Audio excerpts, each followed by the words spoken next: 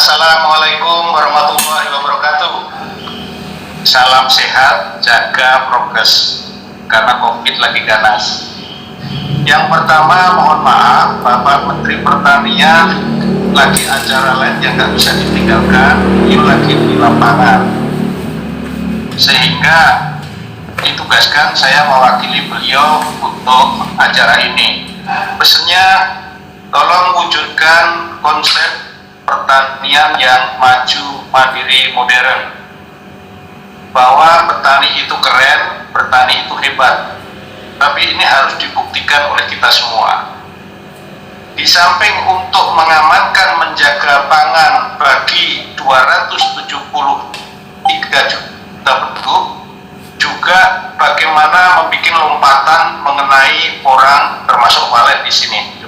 Demikian secara umum yang dapat kami sampaikan, dan sesuai dengan permintaan MC, menurut agama masing-masing secara Islam, mari kita membaca basmalah bersama-sama untuk membuka acara ini. Bismillahirrahmanirrahim. Acara ini resmi dibuka. Nah, sudah dibuka. Sekarang ada beberapa hal yang ingin yang kami sampaikan. Yang pertama, yang terhormat Bapak Wamendak, Pak Jari, kemudian Dubes RI untuk Tiongkok, Pak Johari, Pak Dirjen Pengembangan Ekonomi, Pak Dirjen Pengembangan Ekspor Nasional, Pak Didi hadir mudah-mudahan ya, atau yang mewakili. Kemudian Pak Wakil Gubernur Jawa Timur untuk kali ini membahas mengenai hilirisasi dan penguatan industri porang, termasuk market dan traceability-nya. Lanjut aja ke slide 2 itu. Slide 2. Jadi Bapak Ibu sekalian, ini gambaran umum mengenai porang kita. Benih bisa diambil dari biji, umbi, katak, kultur jaringan. Tanamannya ditanam mudah karena di bawah naungan, di bawah pohon jati, di hutan, bisa tumbuh dengan baik. Kondisi ketinggian yang normal itu sekitar 600 meter dbl plus minus, tapi 100 juga hidup. Pupuknya juga sederhana, mau NPK boleh, kalau pupuk kandang lebih bagus. Masa tumbuhnya itu sekitar 5-6 bulan, tapi di luar itu tidur, jadi nggak ada batang, tapi itu umbinya ada di dalam. Kandungan glukomannan tinggi, protein juga ada, asam amino, kalsium, dan lain sebagainya. Intinya begini, kalau bagi kesehatan, ini kaya akan serat, cocok untuk yang badannya agak gede gitu, supaya lebih langsing gitu. Menurunkan kolesterol, gula darah, mencegah kanker, untuk pencernaan, sembelit dan seterusnya, ini bagus. Nah, saya kenapa menyampaikan ini, karena sekaligus sosialisasi. Tadi disampaikan pasar kita ada dua macam, pasar luar, pasar dalam negeri. Nah, ini yang kita harus masuk. Pasar dalam negeri baru sekitar 2000-an ton tahun lalu, 2000-an ton, tapi sudah dalam bentuk olahan, sudah bagus, langsung dikonsumsi. Nanti saya kasih contoh-contoh, nah bagaimana mensolusi pasar luar negeri dan penguatan industrinya. Lanjut. Slide berikutnya, animo masyarakat sangat tinggi. Tahun ini 2 kali lipat luas tanamnya porang. Sekarang posisi 47.000 hektar. Prediksi saya bulan depan udah 53.000 hektar. Nggak lama lagi hampir nanti 100.000. Jadi posisi tahun ini produksi sudah booming tinggi. Tahun depan saya prediksi lebih tinggi lagi. So what? Masalah hilirisasi, masalah pasar. Nah, kita mari bergerak bareng-bareng, tapi di hulunya kita cerita bagaimana benih porang. Tolong bagi pemula, petani-petani baru atau investor baru, teliti sebelum membeli, hati-hati terhadap benih. Pilihlah benih yang bagus. Benihnya ada 4 macam secara umum, yaitu vegetatif, itu ada 2 jenisnya, umbi dan katak. Pilih yang mana, ada plus minusnya. Kalau umbi udah cepet tumbuh, umbinya cepet gede nanti. Kalau katak perlu waktu, kan gitu. Harganya juga hati-hati. Banyak beredar informasi, ada yang bilang harga 300, 400 ribu per kilo dan sebagainya. Saya kasih info di Madiun, di beberapa lokasi harganya 200 ribu per kilo. Nah itu supaya tidak simpang siur bias informasi. Yang kedua, benih porang bisa dari bijinya. dari sporanya. Nah, itu yang generatif. Kemudian yang berikutnya sudah ada kultur jaringan dan sudah ada industrinya. Ini yang kualitasnya juga pasti terjamin dengan teknologi kultur jaringan. Plantlet orang sudah ada, harganya relatif lebih mahal posisi sekarang dibanding yang dengan kata atau bumi. Tapi hasilnya sudah ada 3-4 daun seperti foto di sebelah kiri itu contohnya. Nah, itu ada foto-fotonya dengan kultur jaringan. Jadi karena orang ini investasi tinggi, biayanya sekitar 60-80 juta sekarang ini per hektar, maka jangan sampai siap tanam tapi nggak siap pasar.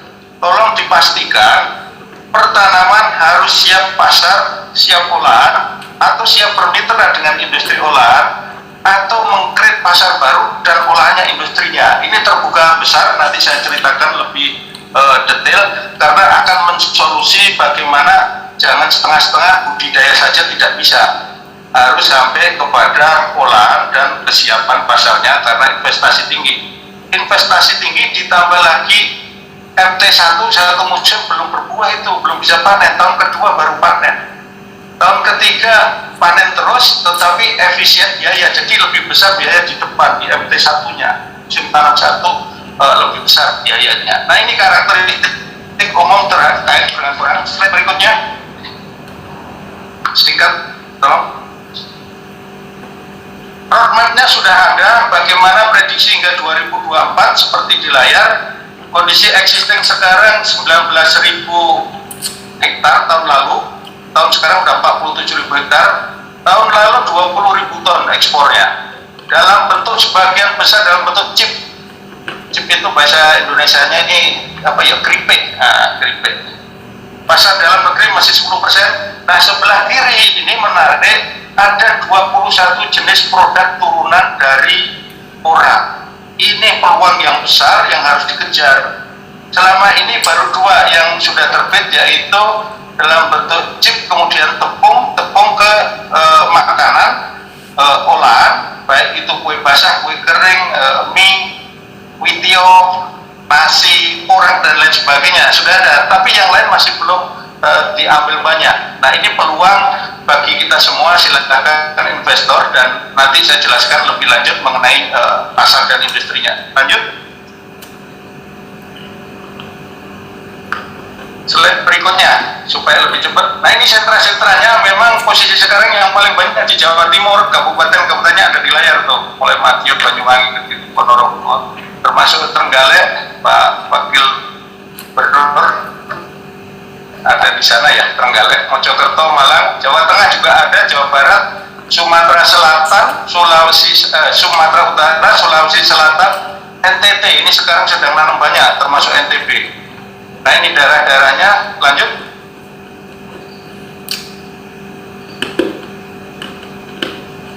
Bagaimana konsepnya hulu hilir, orang tidak hanya budidaya, tetapi juga bagaimana industri sampai pasar, pelabuhan, ekspornya menjadi satu kesatuan. Yang tadi saya sarankan, saya sampaikan.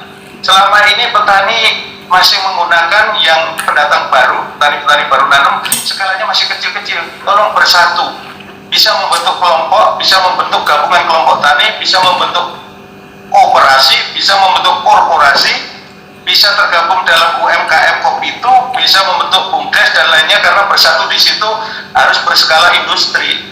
Jadi jangan sendiri-sendiri, kecil-kecil nanti sulit pasarnya. Ini harus bersatu terkait dengan industri, kemudian pasar, termasuk olahan. Di situ akan ada pembagian apa yang bisa dilakukan petani, misalnya dari budidaya, keluar porang basah, hingga ke dalam chip olahan yang sederhana, kemudian industrinya ke yang lebih tepung dan seterusnya. Lanjut. Nah, bagaimana aspek-aspek mulai perbenihan, pembiayaan, SDM hingga hilir, metode mitranya juga sudah kami sajikan, terus ada di layar. Nah, ini hilirisasi industri porang yang ada. Jadi sekarang sudah ada jumlah eksportir Indonesia terkait dengan porang ini 42 eksportir. Sudah ada industri yang bisa mengolah dalam bentuk jelly porang, ada kue bolu, kue basah, kue kering, ada mie, witiau. putu mayang, ada beras, ada juga yang bawah ini segala macam. Nah ini masih proses. Ada yang baru pemula, ada baru bangun pabriknya, ada yang ini karena baru mulai, belum terlalu lama kita bergerak. Nah dukungan hilir inilah yang akan menggerakkan hulunya, akan menarik. Jadi market driven lah arahnya ke sini. Lanjut. Terus lewat saja. Ini demand di negara tetangga kita. Kita ekspornya sudah ada, jadi memang besar. Tahun lalu 2020 pasar terbesar kita ekspornya ke Cina. Tapi tahun ini ada permintaan, nanti dari Pak Johari lebih detail, dan saya juga menyampaikan beberapa hal. Kami sudah komunikasi intensif dengan KBRI atas perdagangan di Beijing, Bu Maria. Mudah-mudahan hadir di sini Bu Maria ya. Nah lanjut. Jadi pasarnya, lanjut saja. Nah ini kondisinya. Tahun lalu ekspornya ke Cina memang tinggi. Ekspornya ke Cina paling tinggi, kemudian diikuti Vietnam, Thailand, Laos, dan seterusnya. Yang sekarang salah ketik itu Thailand, Vietnam, Laos, dan terbalik. Kemudian siapa eksporternya, lewat mana, ada di sistem kami. Kita sudah mempunyai sistem yang mendata keluar masuk barang baik ekspor maupun impor. Lanjut. Yang pertama adalah kode HS. Mengenai kode HS nanti lebih detail Pak Wamen dan Pak Jerry. Tapi intinya begini, karena kode HS perlu waktu dan proses lama, kita jalan paralel. Buktinya tahun lalu juga sudah ekspor, tahun sebelumnya ekspor, tahun ini juga ekspor. Artinya apa? Ya masih bisa jalan dengan regulasi kondisi yang ada. Satu. Yang kedua, permasalahan ekspor ke Cina. Yang pertama, dari pihak Cina akhir tahun lalu mengharapkan adanya risk assessment. Sudah kita penuhi bersama, kita dengan Kemendak, dengan teman-teman perindustrian, semua instansi terkait merancang risk assessment dengan badan karantina juga, diperoleh dan sudah dikirim ke KBRI, ke Beijing, Bu Maria, dan sudah ditindaklanjuti. Dijawab, sudah ada tanggapan dari Cina, terima kasih. Nah posisi sekarang adalah kita sudah menyampaikan revisi protokol ekspornya. Kita sudah bersurat, nanti dikonfirmasi Pak Dubes, Pak Johari, kami sudah mengirim Pak Dubes ke KBRI revisi protokol ekspornya. Nah, di situ intinya adalah perlu adanya traceability. Di samping risk assessment ada traceability yang di dalam forum ini sekalian saya minta tolong dari Dinas Pertanian Kabupaten Provinsi, kita perlu registrasi kebun. Mirip halnya waktu ekspor manggis ke Cina waktu lalu. Sekarang sudah lancar kan? Nah, tolong Dinas Kabupaten melakukan registrasi kebun sesuai dengan ketentuan Indonesian Food Agriculture Practices yang ada, dan dalam proses SOP-nya sudah jalan. Jadi sekarang sudah mulai, tolong dalam forum ini saya sampaikan, dinas-dinas mulai registrasi kebun, jemput pula ke lokasi-lokasi petani yang produknya akan diolah dan diekspor. Yang kedua, OKKPD Provinsi atau Dinas Ketahanan Pangan tolong melakukan persiapan untuk registrasi production house-nya, melakukan registrasi industri pengolahan, itu aja lah yang simpel bahasanya ya, sesuai dengan proses registrasi untuk produk-produk yang lain di OKKPD. Nah ini karena menjadi syarat. Jadi nanti yang berikutnya, industri pengolahan orang itu akan diambil dari registrasi kebun-kebun yang oleh dinas tadi diregister di mana saja, sehingga traceability sudah ada.